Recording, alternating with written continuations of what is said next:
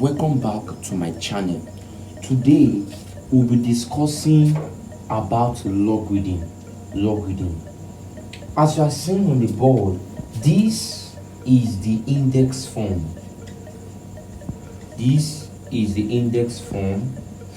While this is the logarithmic form.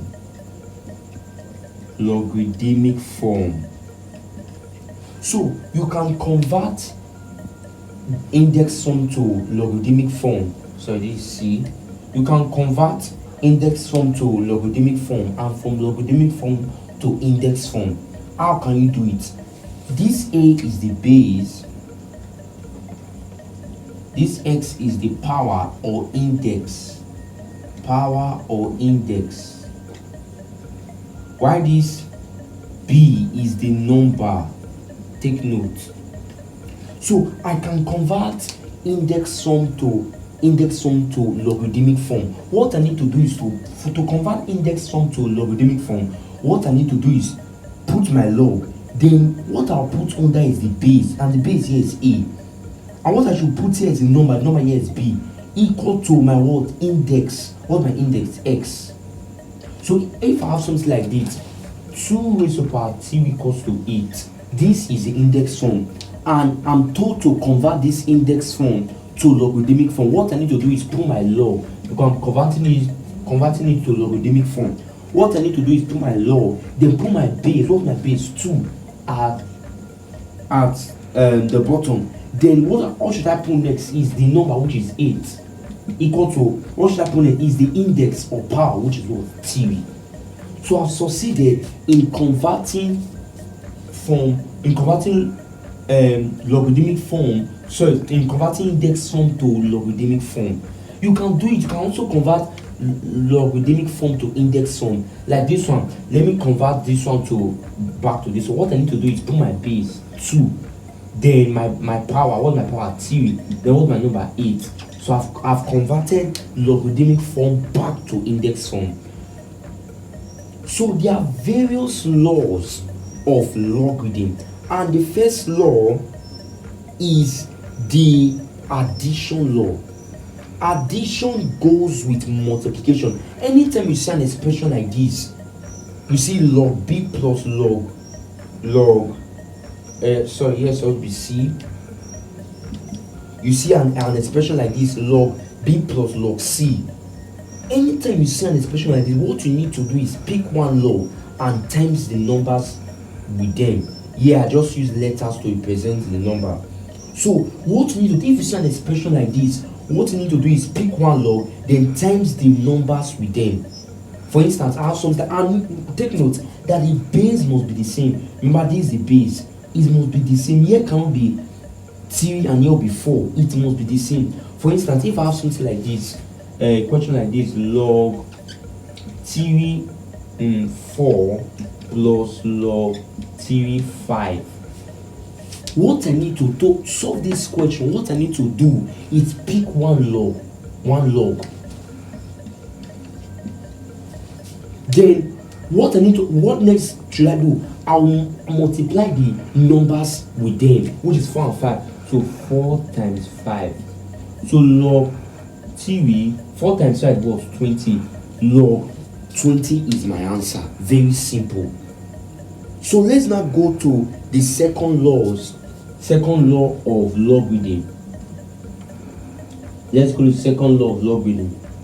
The second law of logarithm is the subtraction law. Anytime you see an expression like this, what you need to do is pick one log, then divide the numbers with them. For instance, I have something like this, log 3 4 divide log let me just put here as 6. Okay, let me just use that 4 log 3 2. Sorry, minus. Anytime you see a question like this, very simple. What you need to do is pick one log, then divide the numbers with them. So I'll pick one log, then I'll divide the numbers with them. 4 over 2, and 4 over 2 is what? 2. This is my answer. Very simple. Very simple. So let's now go to the third law of logarithm. the third law of logarithm. Anytime you see an expression like this, log 1 is always 0. For instance, I give you something like this: log 1 is 0. Another question: log 1 is 0. So anytime you see a question like this, know that the answer is 0. Then the other one, log a is equals to 1. Anytime you see that the number and the base are the same, what you need to do is your answer will be 1. For instance, I have something like log 8. Log 8. Log 8 is the base and the power are the same, so the answer is 1. When you notice that the base and the power is the same, your answer will be 1. As simple as that. As simple as that. So let's now go over to the last law of logarithm.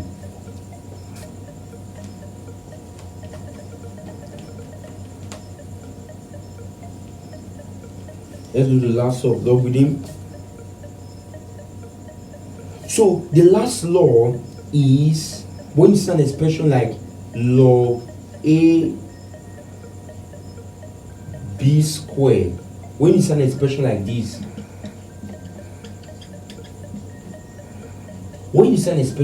log a b squared, these two will come to the front. That's the law. These two will come to the front. For instance, I can have a question like log 4 squared. My answer will be 2. These two come to the front. 2 log 4. That's my answer. So it's as simple. It's very simple. So this is the last law. This is the last law of logarithm. So let's take some technical questions. Let's take some questions that will help our understanding. Let's take some questions. Take some questions.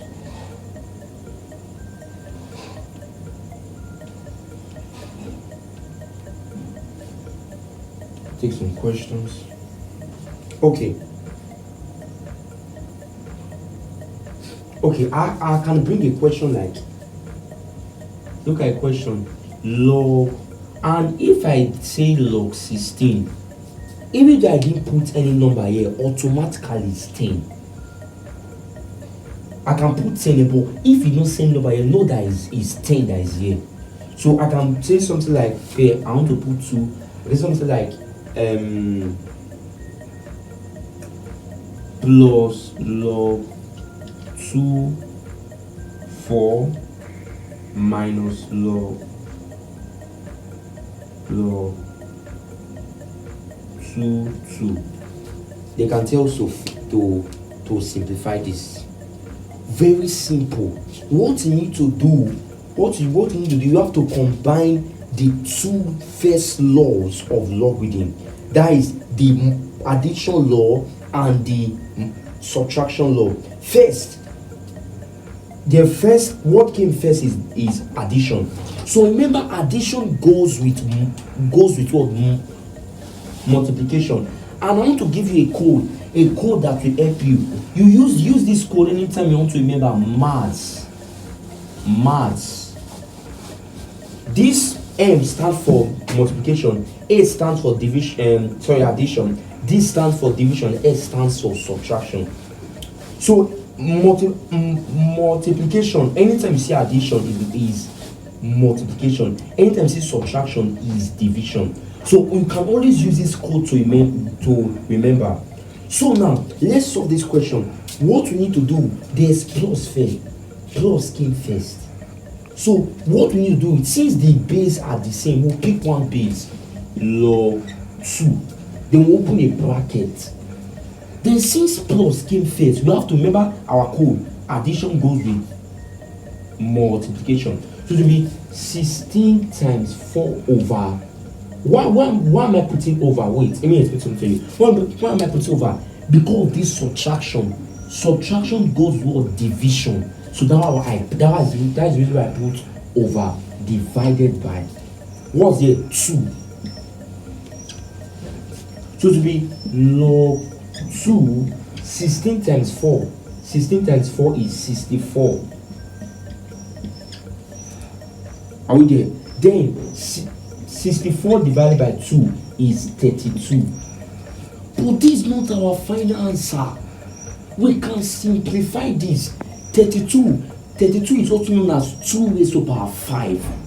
We can break this down. So 32 is also known as 2 raised to the power 5. 2 raised to the power 5 is 2 raised to the power 5 is 2 times 2 times 2 times 2 times 2. Try it, it's going to give it 32. 2 times 2, 4, 4 times 2, 8, 8 times 2, 16 times 2, 32. So log 2 raised to the power 5. And remember our last law in logarithm. If there's a power here, the power will come to the front.